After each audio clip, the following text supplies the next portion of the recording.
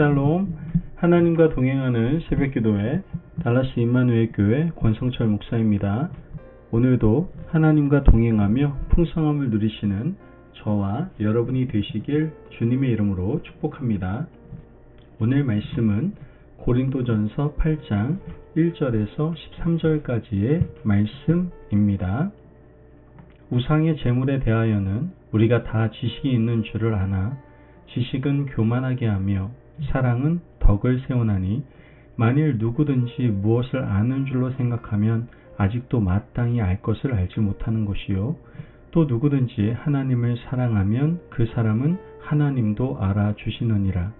그러므로 우상의 제물을 먹는 일에 대하여는 우리가 우상은 세상에 아무것도 아니며 또한 하나님은 한 분밖에 없는 줄 아노라. 비록 하늘에나 땅에나 신이라 불리는 자가 있어 많은 신과 많은 주가 있으나 그러나 우리에게는 한 하나님 곧 아버지가 계시니 만물이 그에게서 났고 우리도 그를 위하여 있고 또한 한 주 예수 그리스도께서 계시니 만물이 그로 말미암고 우리도 그로 말미암아 있느니라. 그러나 이 지식은 모든 사람에게 있는 것은 아니므로 어떤 이들은 지금까지 우상에 대한 습관이 있어 우상의 제물로 알고 먹는 고로 그들의 양심이 약하여지고 더러워지느니라. 음식은 우리를 하나님 앞에 내세우지 못하나니 우리가 먹지 않는다고 해서 더 못 사는 것도 아니고 먹는다고 해서 더 잘 사는 것도 아니니라. 그런즉 너희의 자유가 믿음이 약한 자들에게 걸려 넘어지게 하는 것이 되지 않도록 조심하라. 지식 있는 내가 우상의 집에 앉아 먹는 것을 누구든지 보면 그 믿음이 약한 자들의 양심이 담력을 얻어 우상의 제물을 먹게 되지 않겠느냐. 그러면 내 지식으로 그 믿음이 약한 자가 멸망하나니 그는 그리스도께서 위하여 죽으신 형제라.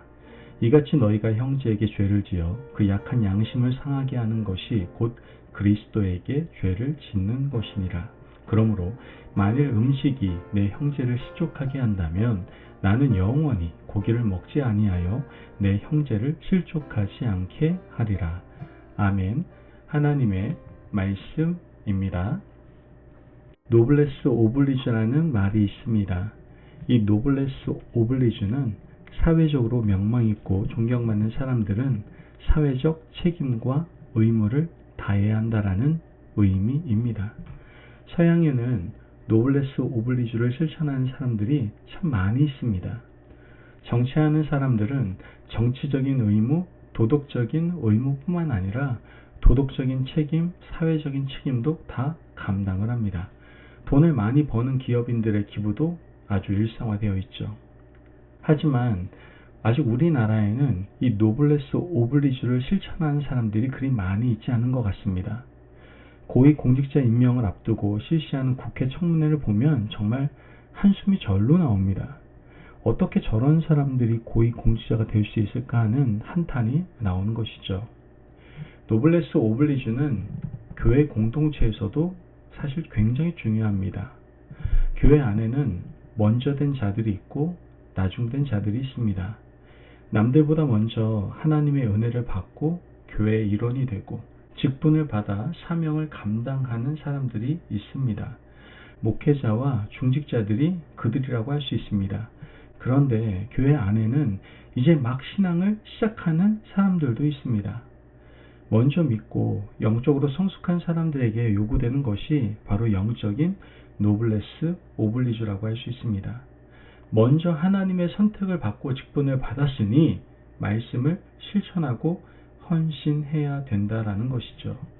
그런데 오히려 정반대의 일이 너무나도 자주 일어납니다. 먼저 믿는 사람들이 나중된 사람을 섬기려 하지 않고 오히려 시험에 들게 하는 일이 다반사로 일어나고 있다는 것이죠. 바울이 목회하던 고린도 교회도 이런 문제가 생겼던 것 같습니다. 사실 고린도 교회는 문제가 참 많았습니다. 분열의 문제, 음행의 문제, 송사의 문제, 그리고 오늘 본문에는 우상의 제물에 대한 문제가 나오고 있습니다. 1절 말씀을 보면 우상의 제물에 대하여는 우리가 다 지식이 있는 줄을 아나 지식은 교만하게 하며 사랑은 덕을 세우나니.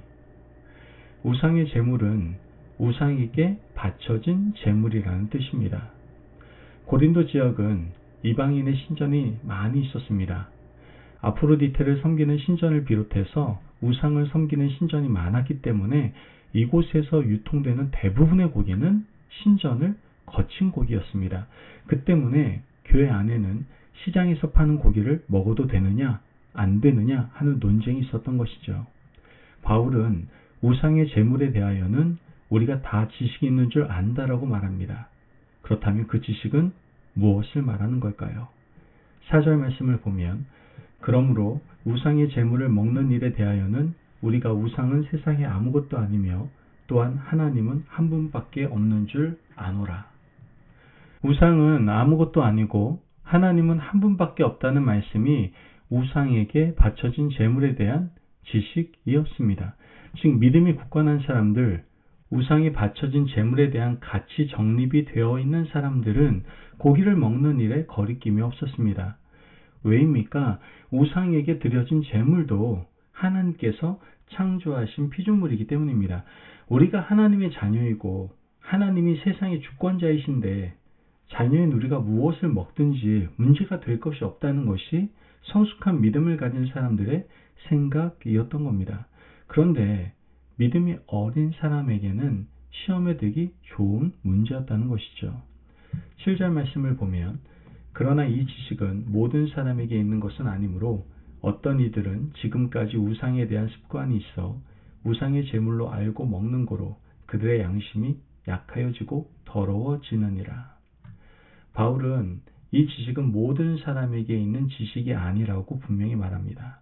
얼마 전까지 우상에게 절하고 신전을 출입하던 사람들이 교회 공동체의 일원이 되었는데 교인들이 모여서 우상의 신전에 바쳐진 제물을 먹는 것을 보면 그들은 충격을 받을 수밖에 없을 겁니다.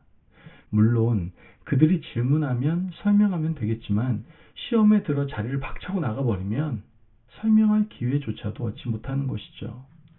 오늘날 교회 공동체에서도 비슷한 문제가 일어나고 있지 않습니까? 교회 안에서 사용되어지는 재정들, 또 먼저 된 사람들의 말과 행동들이 처음 믿는 사람들에게 시험거리가 되는 경우가 있습니다. 오해가 있으면 설명하면 되지만 많은 사람들은 오해를 품은 채 교회를 나가버린다는 것이죠. 그러면 그 영혼은 어떻게 되겠습니까? 9절 말씀을 보면 그런즉 너희의 자유가 믿음이 약한 자들에게 걸려 넘어지게 하는 것이 되지 않도록 조심하라. 고기를 먹을 자유가 있으나 이 자유가 믿음이 어린 자들을 걸려 넘어지게 하는 것이라면 조심해야 된다라고 말하고 있는 겁니다. 그러므로 오늘 우리 공동체의 성도들은 하나님과의 관계뿐만 아니라 성도들과의 관계도 조심해야 되는 겁니다. 목회자들, 중직자들의 행동과 말투까지 조심해야 되는 것이죠. 믿지 않는 사람들 혹은 처음 믿는 사람들에게 본이 되어야 한다는 의식이 오늘 우리에게 꼭 필요한 덕목이라고 할 수 있습니다. 여러분, 그 어린 영혼은 그리스도께서 핏값 주고 사신 소중한 영혼이다라는 것을 우린 기억해야 됩니다. 바울은 자신의 결단을 이렇게 소개하고 있습니다.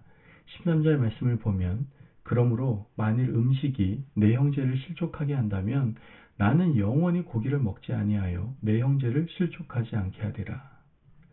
음식이 형제를 실족하게 한다면 바울은 영원히 고기를 입에 대지 않겠다라고 결단하고 있는 겁니다.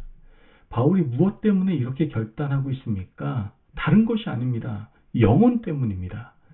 그러므로 우리도 바울처럼 영적인 책임을 다해야만 합니다. 영적인 노블레스 오블리주를 실천하고 먼저 믿는 자들, 우리가 그들에게 믿음의 모범이 되어 주어야 합니다. 그러므로 교회 안에서 우리가 하는 말과 행동이 믿음이 어린 사람들에게 시험거리가 될 수 있다는 사실을 기억하시고 늘 항상 조심하시고 믿음의 본을 보일 수 있는 저와 여러분이 되시길 주님의 이름으로 축복합니다. 아멘. 기도하겠습니다. 사랑이 많으신 하나님 감사합니다. 오늘도 우리에게 귀한 말씀에 은혜 허락하심을 감사합니다. 하나님, 우리가 한 영혼을 위해 그 믿음이 어린 분들을 배려할 수 있도록 주님 도와주옵소서. 그리스도께서 흘린 핏값으로 사신 그 영혼을 뜨겁게 사랑하며 그들이 시험이 들지 않도록 늘 우리의 말과 행동을 조심하고 믿음의 본을 보이는 저희들 되게 하여 주옵소서. 감사하며 예수님의 이름으로 기도합니다. 아멘. 오늘도 하나님과 동행하며 풍성함을 누리시는 저와 여러분이 되시길 주님의 이름으로 축복합니다. 여러분, 바울처럼 영원 사랑하는 마음을 가지고 주님 앞에 살아갑시다. 그로 말미암아 거룩한 그 한 영혼, 그 영혼을 주께로 인도할 수 있는 귀한 하루 되시기를 바랍니다. 말씀 안에 승리하십시오.